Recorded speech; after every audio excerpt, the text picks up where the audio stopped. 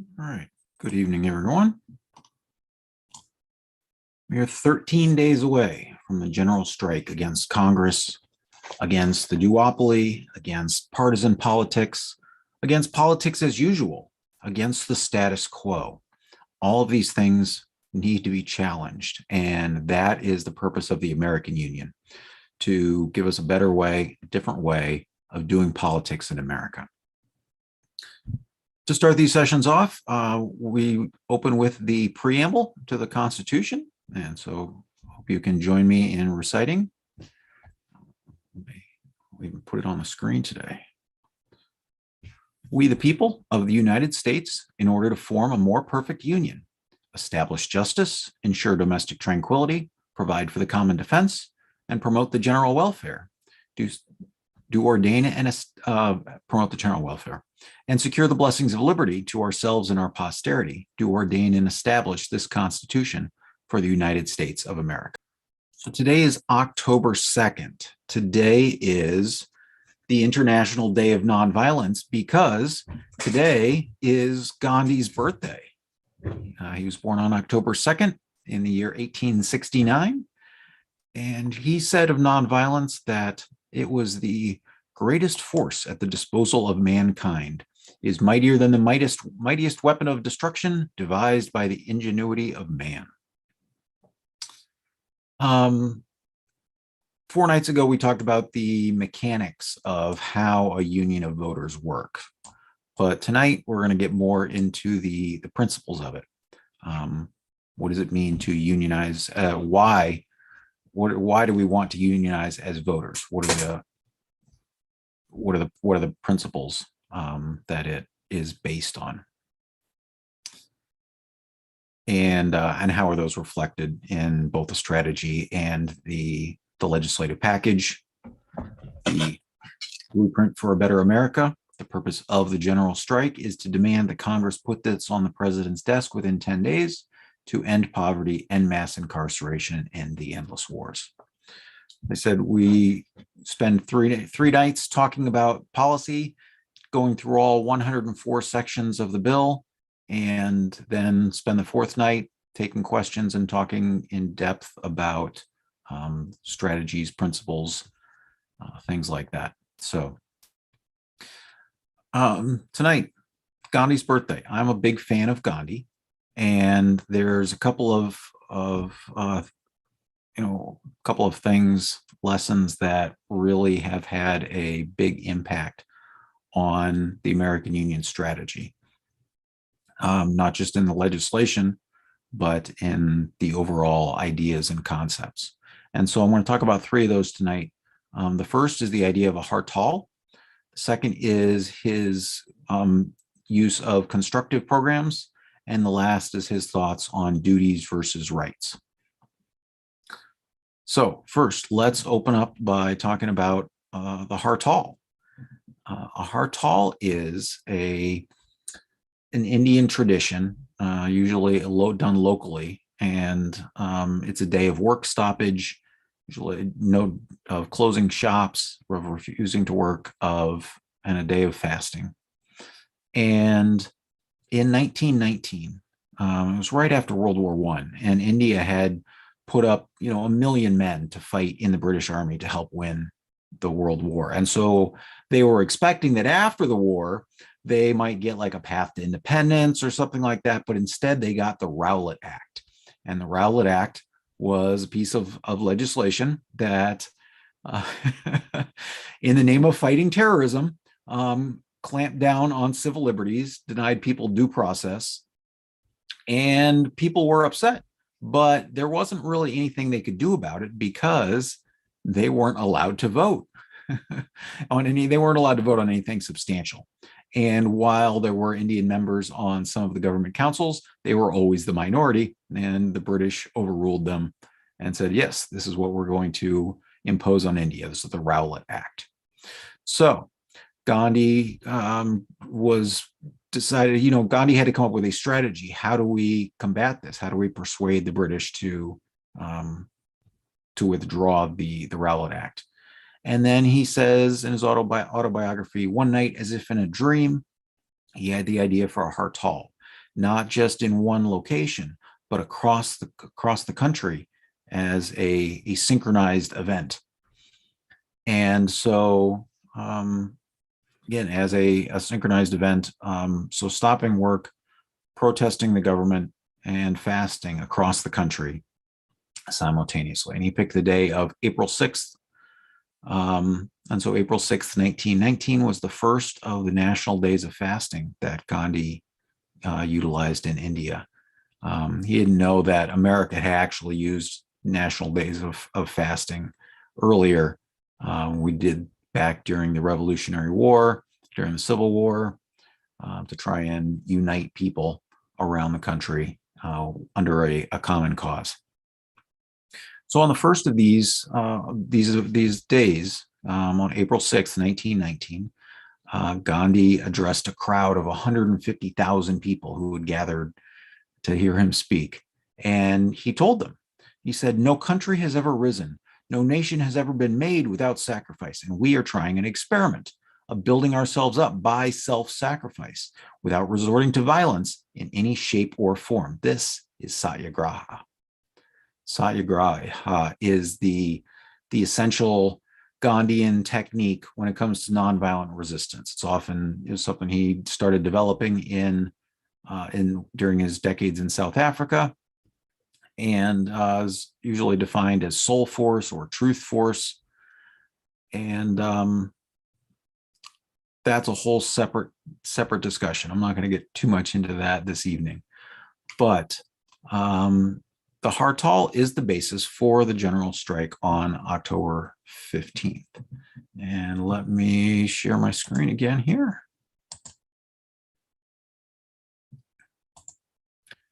General strike is a Hartal in the Gandhian tradition. It's a single day of non-cooperation with the economy. So Gandhi said a couple things should be done. You should take the day off work if you're capable, if you can get permission. Avoid working on October 15th. When I say working, that doesn't mean just sit around and watch Netflix. It means paid employment. Refuse to spend any money. Encourage shops, businesses, and things to close. And if people are committed to not spending money, that gives them an extra incentive to stand in solidarity with this demand that the Congress enact the blueprint for a better America within 10 days. Hartal is also observed with a day of fasting. Gandhi recommended that people start at dinner on the previous day. So dinner time, October 14th, have your dinner. And then the next day, skip breakfast and lunch. And after 24 hours, go ahead and eat dinner again. So it's recommended for a number of reasons. You never go to bed hungry. And during that 24-hour period, just drink water. Now, for the most part, just drinking water for 24 hours is safe and beneficial for everyone. Well, for almost everyone, I should say. If you're, pregnant, or if you've got a handful of medical conditions or things like that, where it would be unhealthy or unsafe for you to fast. Gandhi recommended that people who weren't capable of it should take fruit or fruit juice as needed. And even if that isn't sufficient for you, listen to your body and be safe. Ask your doctor if just drinking water for 24 hours is safe for you, if you're not sure. But the point is, as Gandhi said on April 6th, this is an experiment of building ourselves up by self-sacrifice, a shared self-sacrifice that can transform our country without resorting to violence in any shape or form.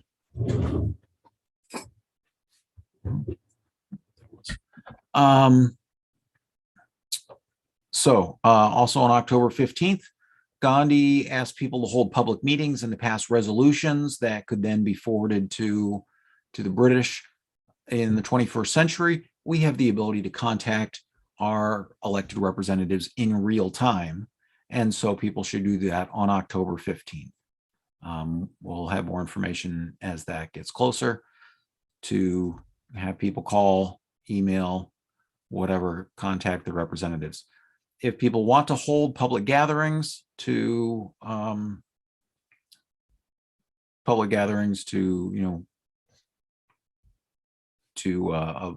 to reinforce each other and get some good visual images and things to show on social media, that is great too. But it's not essential. And then to create public pressure and reinforce each other across social media, people are asked to use the hashtags fastforpeace on Twitter, as well as the hashtag VoteAU, encouraging people to vote together as part of the American Union. All right. Now, as Gandhi, Gandhi's efforts were part of, he's a deeply religious man. And so, like the Reverend Martin Luther King, this effort is part of a moral crusade. And so Dr. King had challenged us a year before his death in his Beyond Vietnam speech. He challenged us and said, "Our only hope today lies in our ability to recapture the revolutionary spirit and to go out into a sometimes hostile world, declaring eternal opposition to poverty, racism, and militarism. With this powerful commitment, we shall boldly challenge the status quo." And as the status quo in America is very, very broken, it desperately needs to be challenged. And we can do that by coming together and unionizing as voters. Go ahead and take a look at, very briefly, what is in the Blueprint for a Better America. And it has three main planks: to end poverty with universal basic income, 18 weeks of paid family leave, and a public option for health insurance; ends mass incarceration with major police, prison, and prosecutorial reforms; overhaul major criminal justice reform, includes ending the federal war on drugs. Lots of good policies that we've been talking about for the last week. And then ending the endless wars means downsizing the military and reforming some of our foreign policies. If you'd like to know more about these policies, and I will put this link in the chat. It's a bit.ly link, bit.ly/50 BBA policies. BBA is capitalized. All right. And that's the blueprint. Okay, let me stop screen share. All right, now the second thing that we want to talk about, how Gandhi's efforts impacted the American Union strategy, is his use of just doing his campaigns as a constructive program. So constructive programs have three legs. For example, he promoted spinning. He promoted people making homespun cloth. And he did this for a number of reasons. The first, he wanted to address poverty in India. And so he created an industry that people could do at home in their free time during the off seasons. There was a productive activity that they could do. He then created a whole national market where people could spin yarn and thread, and then they could send it in, they could sell it as part of the, like essentially as a co-op, or they could turn it into fabric. And then he created demand for this fabric, for khadi, the native homespun cloth. And it became a symbol of the Indian independence movement to wear white, to wear wear clothes made out of khadi. And so while his primary, and this had a further benefit of destroying the market for British textiles in India, and boycotting the British industry. And so he did all of these things in one, and then he promoted the act of spinning itself as a time for introspection, for a time for meditation, a time to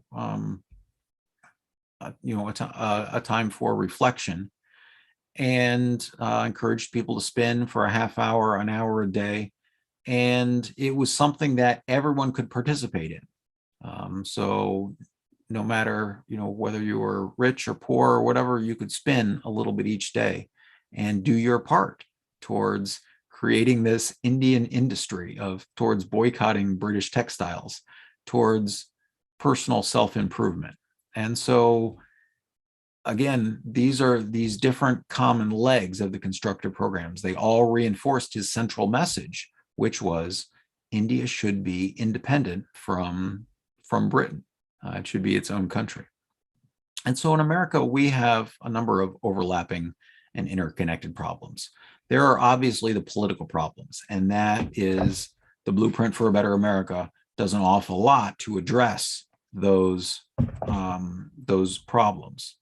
But there are other issues that we have too. And those are social problems and cultural problems. And so let me share the screen again here, and we'll take a look at some of the ways that the American Union strategy addresses those. All right, the American Union of Swing Voters, as we said, offers political reform, and we do this in a couple of ways. Political parties, by definition, try to defeat other parties, other candidates. And as a union of swing voters, we can put policy over partisan politics. We don't have to defeat anyone. Instead, we offer candidates a way to succeed. We want to help them end poverty, end mass incarceration, and end the endless wars. And so by offering a block of swing votes to the candidates, especially the incumbents, who can make that happen, we offer a positive message and steer clear of the idea of trying to defeat others. Swing voters, of course, have the greatest influence on elections. I'm not going to go into the math tonight, but yeah, it just takes a small percentage. A 3.5% block of swing voters nationwide can control the balance of power in Washington, D.C. You might recognize that 3.5% as the percentage of the population that a nonviolent movement needs in order to achieve political change. Another problem we have with our politics is the swamp of Washington, and the way that lobbyists and the entrenched interests, they get their dirty fingers all over everything that Congress does. And so by crowdsourcing legislation ourselves, we avoid the swamp of Washington. We can present them a clean legislative package, one take it or leave it offer, for them to deal with. Next, there's social reforms. Again, offering these solutions to both parties equally, it reduces partisanship. It's not about pitting one team against the other. It's about solving problems and bringing people together around a positive message based on shared American values is a way of creating a team of people, a new subgroup that isn't taking sides in the political battles, but instead can be the calmer heads that prevail. And then cultural reforms, accepting a compromise tempers greed. The day of fasting, as I've often said, fasting and compromise are two sides of the same coin. They're willingly giving something up. And so nobody is intended to like every single one of the 50 plus policies that are in this legislative package. But for us, just the same as the framers, when they wrote the Constitution, none of them liked everything that was in it, but they recognized that America was worth saving. And so they demonstrated leadership and a willingness to compromise.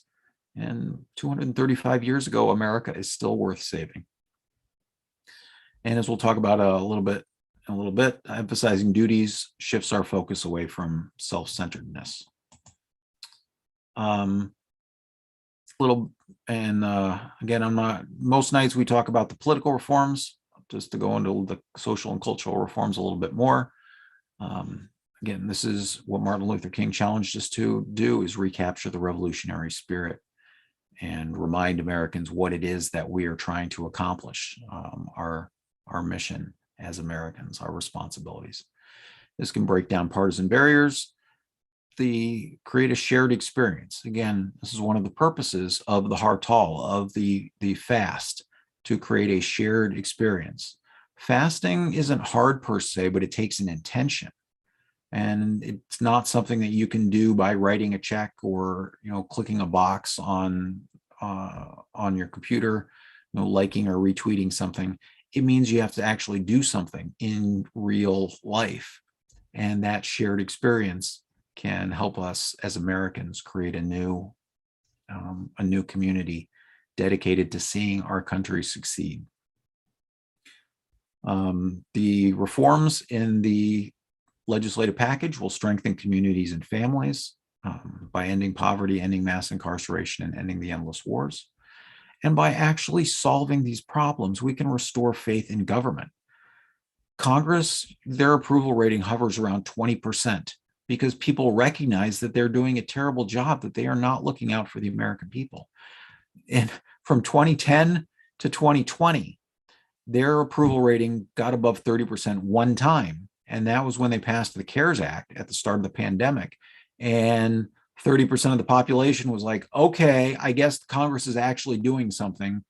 Maybe they're not quite so terrible this month. So again, the idea of being a union of swing voters, putting policy over partisan politics, is how do we help them succeed? How do we make Congress popular again? It's by helping them get something done, creating the political, social, and cultural will to enact the blueprint for a better America.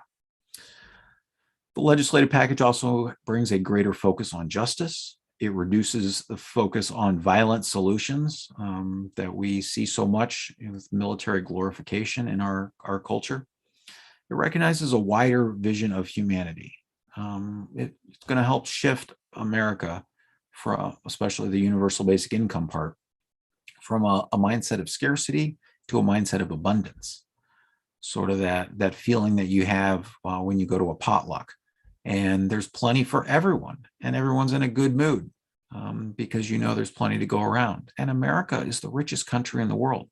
There is enough that we shouldn't have tens of millions of people living in poverty. So universal basic income and ending poverty can help address that. And then fasting also has addresses a number of cultural issues. And fasting is good for our mental, physical health. And the idea of practicing the willingly giving something up.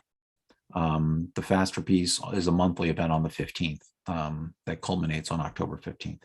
But it addresses characteristics that America has developed of greed, overconsumption, instant gratification, a focus on self. And so we can address that with fasting, with the idea of giving something up for a greater good. America didn't just wake up in this mess. It is the result of cultivated behaviors. And so we can address them. All right.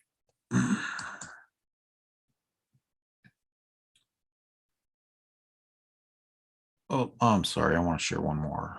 Well, as I said, universal basic income, it also promotes the social and cultural reforms because it sees the value in everyone universally, unconditionally, says that everyone has value, everyone is worthy of having enough resources to meet their basic needs.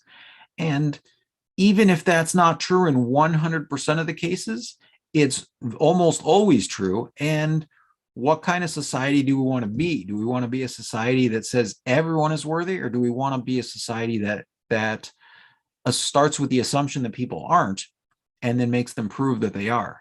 One of these things is a lot healthier for our society than the other. And reducing economic pressure will also strengthen families. All right. So Gandhi is obviously the person for whom the International Day of Nonviolence came about for. One of his most famous students in the United States is Martin Luther King. When he was in college, he attended a lecture about Gandhi. He immediately went out and bought a half a dozen books about him and started studying. He said that Gandhi was the person who had the greatest influence on his life. And he developed 6 principles of nonviolence. And so I'd like to talk for a minute about how those principles of nonviolence are, how the American Union incorporates all of those. All right, so first of those is nonviolence is a way of life for courageous people.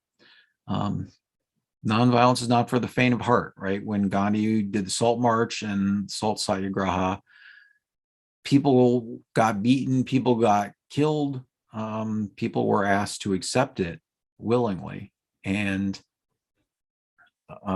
while the American Union doesn't want things to come to that point, we are boldly challenging the status quo in politics of this lesser of two evils paradigm. And so when you stop playing the lesser of two evils, you open up the possibility that you will elect the greater of two evils. Nonviolence is a way of life for courageous people. We've got to break out of this cycle that we are in and offer a constructive alternative. So voting by our own metric instead of the lesser of two evils requires courage. Second, nonviolence seeks to win friendship and understanding. Part of the civil rights movement was that led to its success was its ability to build bridges among groups toward what Dr. King called a beloved community. Now, as a union of voters, we are constantly trying to build bridges among people with different political priorities. It's one of the reasons that the legislative package is broad, to help bring these communities together so that by cooperating, we can all come out ahead. So whether it's Democrats, Republicans, independents, libertarians, Greens, populists, forwardists, everybody can find lots of things that they like, because the American Union is about listening and understanding what their needs, desires, and goals are, and incorporating them into the larger political struggle. Third, nonviolence seeks to defeat injustice, not people. Again, the American Union is about putting policy over partisan politics. Dr. King recognized that the enemy wasn't any particular individual committing evil acts. It was the broader injustice. When he talked about the triple evils, it was poverty, racism, and militarism. And racism itself as part of the culture was the problem. If you look at modern politics today, so much of it, energy is wasted, especially in an election cycle, in just ginning up hate for the other side, rather than focusing on the problems that affect the entire country. And that's not productive. People get so distracted by the who's gonna get elected, who's gonna win this, who's gonna win that, who's gonna run for president in 2024, and it's all who's gonna get voted off the island first in the presidential primary. People are already talking about 2024. We haven't even had the midterms yet. Instead of getting distracted by the who, we need to focus on the what. What do we want to accomplish as Americans? What do we want Congress to do? And so the American Union's legislative package broadly addresses the injustices, the triple evils that Dr. King recognized: the poverty, racism, and militarism, by ending poverty, ending mass incarceration, and ending the endless wars. Fourth, unearned suffering for a just cause is redemptive. And Martin Luther King and Gandhi, great proponents of nonviolent action, they both utilized fasting. Gandhi publicly for longer periods of time. Dr. King, he did it personally. When he would get arrested, he would fast for his first 2 days in jail as a way of purifying himself. And so the American Union, by doing a group fast, we're embracing this principle. This is a fast of moral pressure, and it serves as a demonstration of unity and a willingness to sacrifice for the cause of justice and peace. A few years after the Hartal, Gandhi said, it is our duty to strengthen by fasting those who hold the same ideals, but are likely to weaken under pressure. And so as part of my own personal commitment to addressing Dr. King's triple evils, I am now on my 9th day of a fast, and I will continue through October 15th. I'll go 21 days without eating because I hope to strengthen by fasting those who hold the same ideals but are likely to weaken under pressure, that are likely to give in to playing this lesser of two evils game, to slip into playing partisan politics instead of embracing a better model for collaborative democracy. So for the record, again, day 9, my weight is at 189 pounds and I'm feeling great. Number 5, nonviolence chooses love over hate. Back in 1957, Dr. King explained the importance of love as the most effective weapon in his fight against injustice. He said, love is creative and redemptive. He said, love builds up and unites. Hate tears down. And you probably also heard him say that hate cannot drive out hate. Only love can do that. And so by offering these solutions to both Republicans and Democrats, it doesn't matter. Members of Congress of both parties can get the American Union endorsement and the block of swing votes by enacting this legislative package in October. And if they refuse but their challengers, again, Republican or Democrat, are willing to embrace immediate passage of this legislative package, they can get the support as well. So it's not about, it's an offer made with unconditional love. We want to see Congress succeed at ending poverty, ending mass incarceration, and ending the endless wars, because we have the ability as a nation. We can do these things. We are choosing to allow these injustices to continue, and we can do better. We, in fact, have a blueprint for a better America. Number 6, nonviolence believes that the universe is on the side of justice. Martin Luther King famously said, the arc of the moral universe is long, but it bends towards justice. And it takes some effort to make sure that it bends that way. But because people are inherently good, that's the way that it generally works out. And America has exemplified this in its history. We have gone through bursts of self-improvement when people align themselves with the highest ideals of the founding principles. You can see in the Declaration, and the idea that all men were created equal didn't quite live up to that when things got started. But 80 years later, we addressed that, the racial injustice of slavery, and moved a little bit closer to the idea of all men being created equal. And then 80 years later, in the 20th century, we let women vote too, and address the economic injustices of after the Great Depression with the New Deal. And so, again, moved us a little closer to the idea of all men being created equal. And now in the 21st century, we have a cyclical opportunity to rewrite our social contract in a way that aligns with those highest ideals, with that mission statement, the preamble of the Constitution.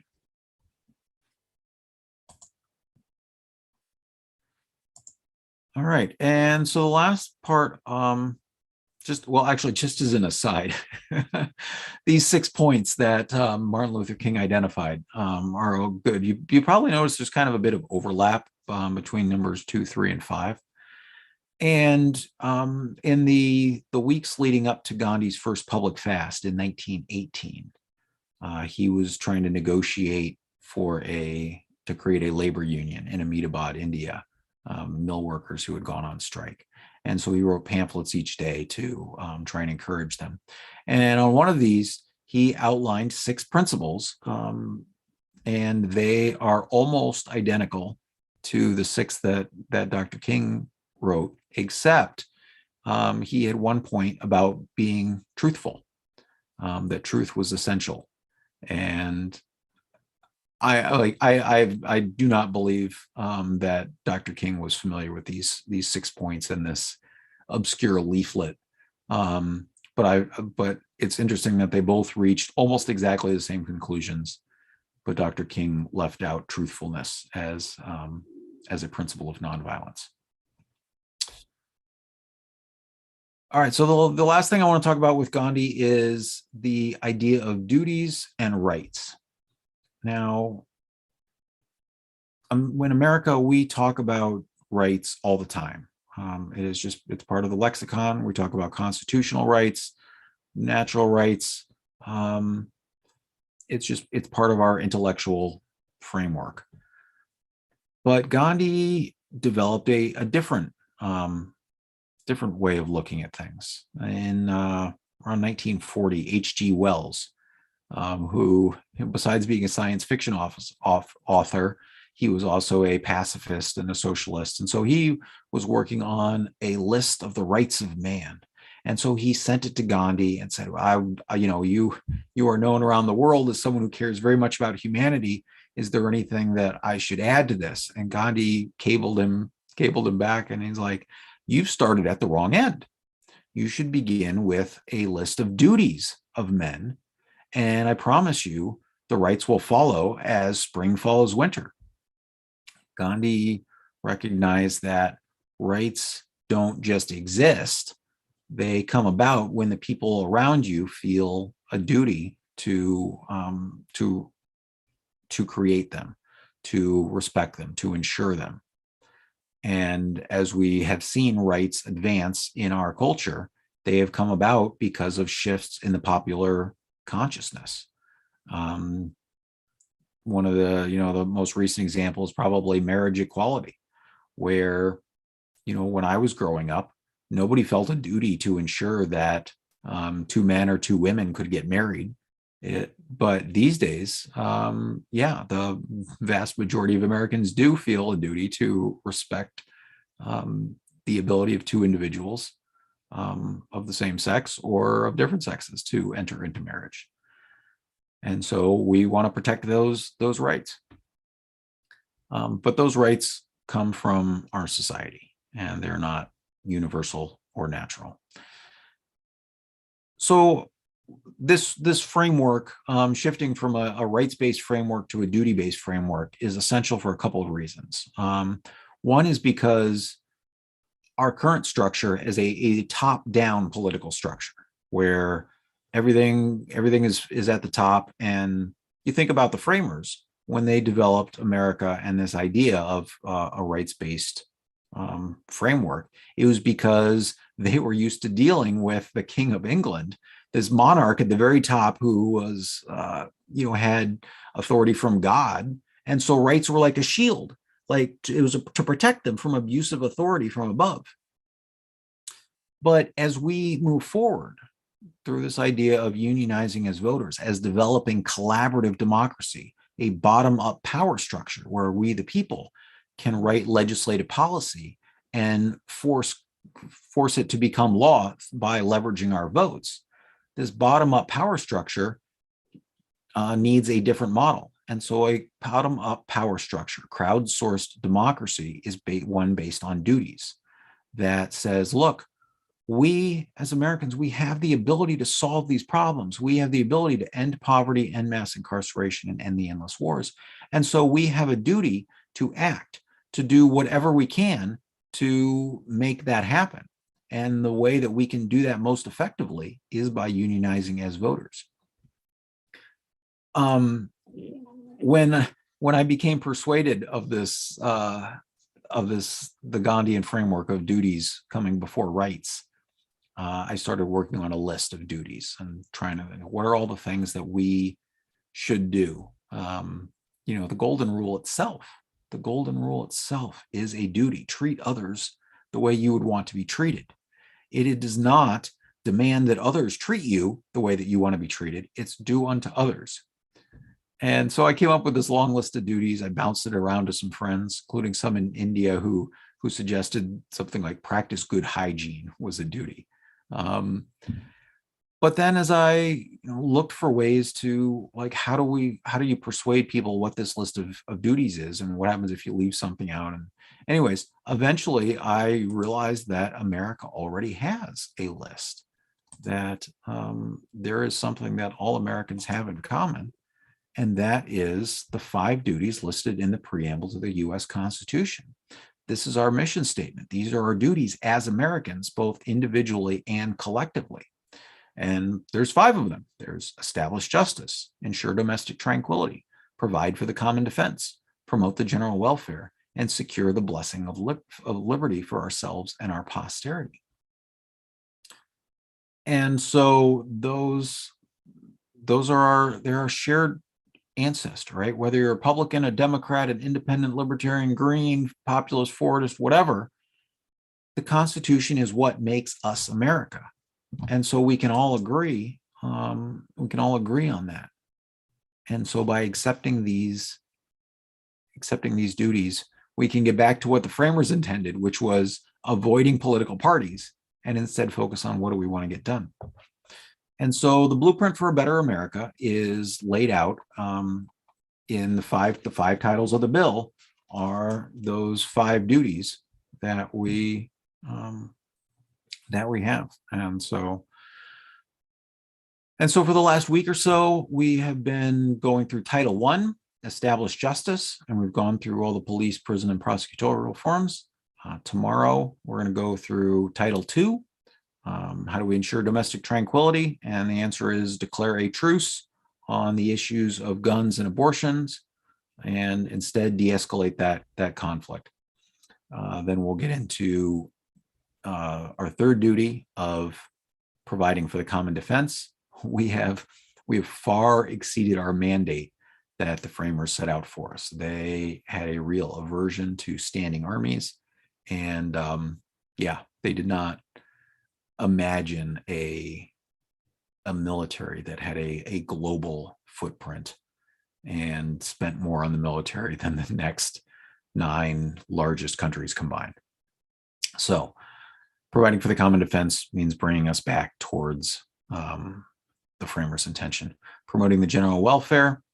Again, we are failing to promote the general welfare when we allow tens of millions of people to live in poverty, 100 million more to be struggling, millions and millions of children to live in poverty through no fault of their own other than the parents that they ended up with. And so we have a duty as Americans to address this problem, to promote the general welfare. Welfare has a very specific meaning if you look it up in the dictionary. It means health, happiness, prosperity.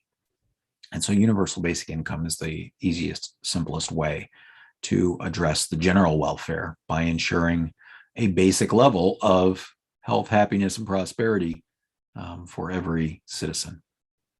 And last but not least, securing the blessings of liberty to ourselves and our posterity. The way that we secure the blessings of liberty is by voting. And so the legislative package includes universal suffrage, 1 citizen, 1 vote, end of story. And also recognizing that our posterity is our children, and they are inheriting an awful lot of problems, including environmental ones. And so the legislative package includes a carbon tax and a plastic tax that will discourage some of the harm that America is doing to the environment. So those are the 5 duties that are reflected in the bill. And again, this is a positive, solution-oriented message that we're offering in America. And so if you want to change the way the government works, this is how we do it, is by embracing principled nonviolence, by following the trail that Gandhi and Dr. King have laid out for us of working together, of loving our enemies, and refusing to give in to the hatred that makes up so much of partisan politics today. You can join the American Union on our website, anamericanunion.com. It's a monthly donation of $5 a month or more. and a good faith pledge to vote for either the Republican or the Democrat who receives the American Union endorsement. We'll be endorsing one of those in all of the 470 federal races. Because by offering one national set of solutions, the goal is to change the national conversation, to wake people up to this idea that we don't need political parties anymore, that we can negotiate for ourselves, that in a nation of 300 million people, we can crowdsource better policy, better legislation than the 535 members of Congress who spend an awful lot of their time on the phone calling people and asking them for money to get reelected. There's a better way. Like if we have so many smart people in this country, we've crowdsourced 6 million pages on Wikipedia. We can crowdsource a few hundred pages of legislation. So visit our website to find out more. You can read the legislative package. And on October 15th, join the general strike against partisan politics. Join the Hartal. Don't work, don't shop, don't eat.